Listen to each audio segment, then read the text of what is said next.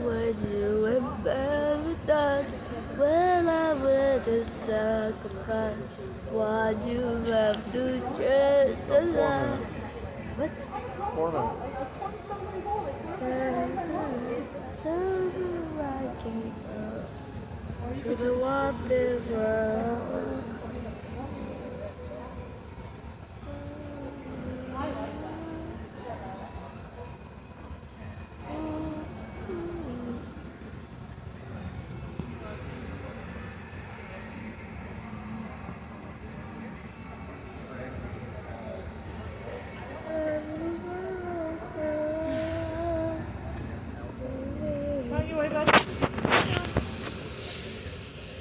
Do you like eat?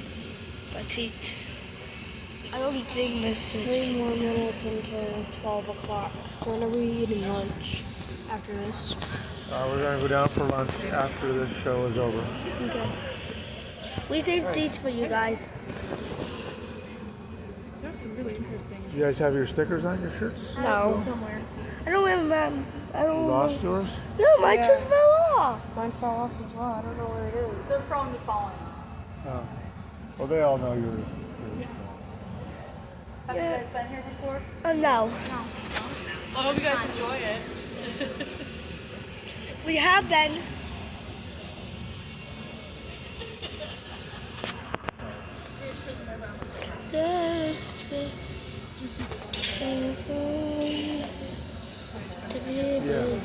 Yeah.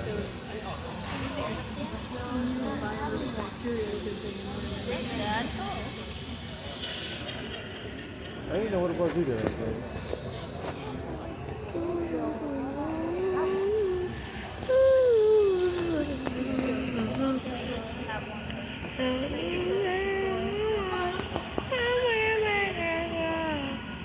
Guys, I want this one.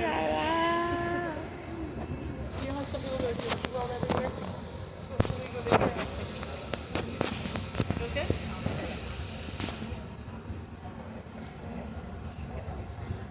How much time left? Couple minutes. I'm sure I'd go One more minute. If I were home, I'd be working. I'd be cutting wood or putting wood or something. Yeah.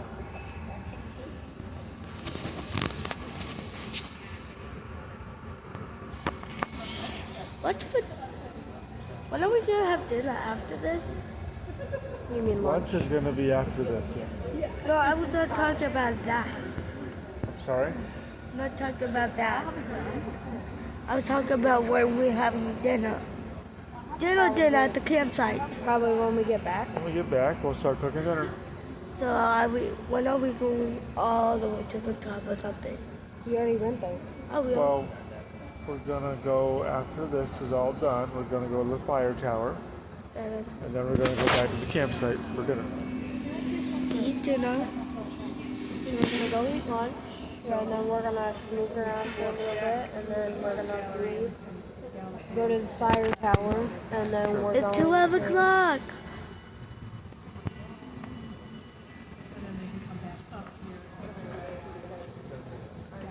Yep, they're starting it because they got the cameras set up.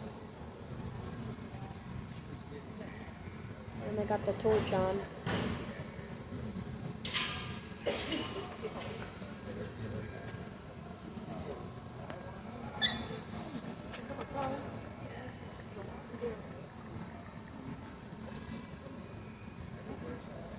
Front row seats, guys. The best seats. You're welcome. We saved it for you guys. Well, I appreciate that. Good afternoon, everybody. How are we doing? Dad! We're amphitheater. Katie's up next. She's putting a drawing on our whiteboard, a piece that she's going to make for you. We'd like to do this just so everybody here has an idea what's in store, what we have in mind. Why don't we start Katie off with a big round of applause? So you have to give Katie some assistance here. My name is Chris. I'll make back and give you folks a hand by narrating the process. I'll talk about what's going on. Has anybody here seen any glass blown before? Anywhere? Okay, lots of us. Well, we have a big hot shop here, lots of equipment. We have a furnace that's center stage, and then we have a smaller furnace. These are both melting ovens. And today we're filling our main oven, and that's where we keep a clear glass. While we're filling that, which takes all day, we do have an auxiliary oven with a little bit of blue glass inside of it. Does it look blue? Looks orange because it's hot. Yeah, it's about 2,000 degrees. This is the same exact color that we're working with today. We will see this eventually, just not yet. But the first step here, after taking that little gather, as we call it, is to center it on the end of the blowpipe and then form a small starter bubble. To do this, we have to create enough air pressure inside that steel tube called the blowpipe to form the bubble. So she blows and traps her breath. Watch the glass closely. It's quite subtle. Right there. Not really fascinating. Catch it. And a little bit of puffing out. That was the air pushing into the glass, creating a bubble that's probably the size of a ping pong ball, maybe a little bit smaller. Table tennis, if you rather efficient right there. But this is a starting point and a building block. Look at our screens for a moment.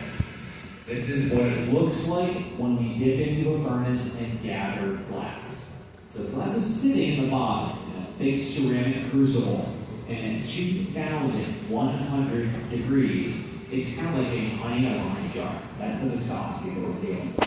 Now, these ovens have thermostats and computer controls, and with a touch of a button, we can raise or lower that temperature.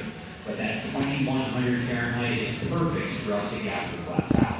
If it's hotter, it's a little bit more runny. If it's not as hot, it's a little thicker. So that 2,100 degrees is pretty cool. What Katie's doing now is simply allowing the bubble to drop in temp a little bit until it hardens. We say we're letting the glass cool, or we're waiting for it to get cold. Cold and glass blowing is relative. 1,000 degrees is cold for our glass. That's where it's as hard as these windows. But now we have that foundation, a little bit of a larger surface area to dip in the oven. She'll be able to collect about 3 times this next over. And if you want a really large piece, you build these multiple layers, one after another until you get the amount of glass feet. But it's a good time to talk about glass. What's the main ingredient that goes into it? Sand. Yeah, silica sand. When you mix soda ash and limestone with silica sand, you melt it in a high temp furnace, and it eventually turns into glass, soda glass. This blue is called cobalt blue because cobalt oxide is the metal that's used to make it. Iron oxide added will give you a green glass. Manganese will give you purple. Gold chloride is the peaks and the rubies. So there's a lot of chemistry that goes into glass making and making colors. So here we have 2 melting furnaces, one for clear, one for blue. We can melt whatever color we want, but there's other ways to add color. There's companies that produce things like Frit, which are crushed pieces of colored glass. It's already gone through all the mixing and melting. We can dump some of this onto our table, and you can roll that molten glass through it to heat it up instead. Now, since we have a furnace full of clear, we can add whatever color we want through the process. But again, today we are filling our furnace with clear. It takes all day long. We won't have it available until tomorrow. But back to Katie. She has shaped and centered this fresh gather. I'll show you one of the tools that she's been making use of, called blocks. Actually, I'm just going to say that all the time. So blocks are made from fir wood, typically. Fir woods burn very slow. They burn very clean. And they also burn away very evenly. Keeps a nice smooth curve. But it allows us to get the glass centered. If you think wood is silly, you love this one. What's that material made from, you know? Anybody? That tool? It's newspaper. It's folded up layers of wet newspaper. It's a great tool. It's very effective. It doesn't last very long because you have to keep it wet. So after using it for about a week, maybe 10 days, it kind of turns to mush and falls apart. Well, then we'll take 7 or 8 sheets of paper, stack together, fold it up, get that one wet, burn it in, works really well. Okay, Katie's going to texture the bubble. She plunges down into a mold made from bronze, and it has a lot of little kind of spikes that line it. They're pyramid-shaped teeth. Gives us a beautiful diamond facet pattern. This bowl, which is a different, it's actually the same color blue, but this one has clear that was around it. So you see the density difference, right? This is all that concentrated blue. This is a little bit of blue mixed with clear. So you can do a bit to play around with those. But my point in showing this, that's the pattern that you just formed, that diamond facet texture. The molds are designed to give you texture. They're not really designed to shape the glass. They do technically squeeze the glass into that shape, but it's really just the texture that they're after. Now keep in mind, you're watching Katie, who has about 13 years experience blowing glass. That means she's good. When you watch her hand control, that smooth, well-developed turning capability, for her is pure muscle memory. She's not thinking about that hand working. As a beginner, you do think about it because you have to consciously develop that skill. And it takes a while. It's usually a couple of years to really dial it in. But there's a lot of different tools in glass blowing. One of the most versatile, I think every glass blower would agree with me when I say that, are jacks. They look like tongs, but they're actually blades. They're pretty dull for the butterknife profile. But there are a lot of ways to use them, but something to use them on every piece for is to squeeze down that tight constriction we call the jack line. Has anybody here broken glass before? Very easy to break. Lots of us, right? That's also to break, but it doesn't like to break in a nice straight line. Yeah. You're raising your both hands with gloves. But me too. But this constriction, that's a breaking point. So we plan ahead to remove the bubble, and that's the spot where to do so. Now, you might have noticed a little smoke come off the metal, which is beeswax we apply as a lubricant. So as we work this tool, the wax just allows it to kind of glide in the glass, keeps it running smooth. Okay, we're ready to now work the foot. So referencing our drawing on the whiteboard, we have the bubble blown up the sides, a nice pattern. Now we're going to add a little bit of material. We need to make the bottom. Once the bottom is complete, then we'll flip the bubble around and work on the top of the opening. So Abigail will gather up some material, bring it over to Katie. This will start to highlight the team aspect that goes into this. And usually you see teams, glass blowing. Some people work solo. You can do quite a bit on your own, but you really are limited unless you have an extra set of hands. She presents the gather. Katie spools this on from the side. This move is very finite. That sort of dragging motion trails that gather so thin that the thin part just kind of melts away over the mass and put on these. A little bit of wax on that tool as well. Any metal as metal heats up is going to stick to the glass. So for those tools, a little bit of wax is pretty important. It just stops it from sticking. But if we look over here to the right, our pipe warmer, we're preheating the ends of our pipes and rods because the molten glass will stick to preheated metal.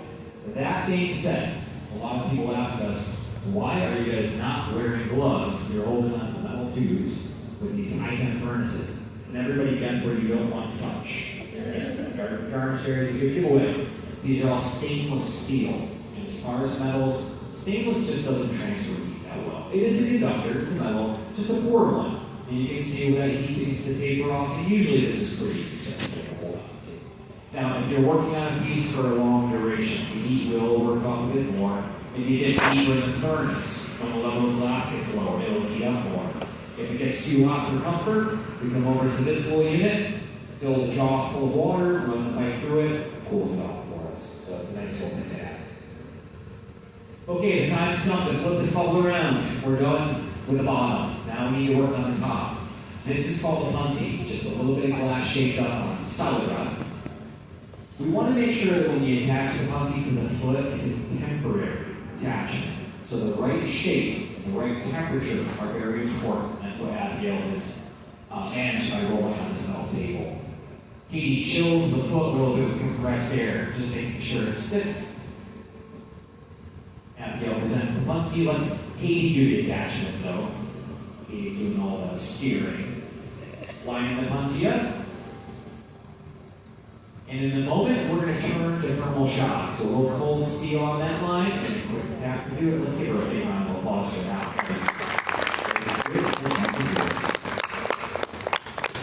Does anybody out there have any questions so far?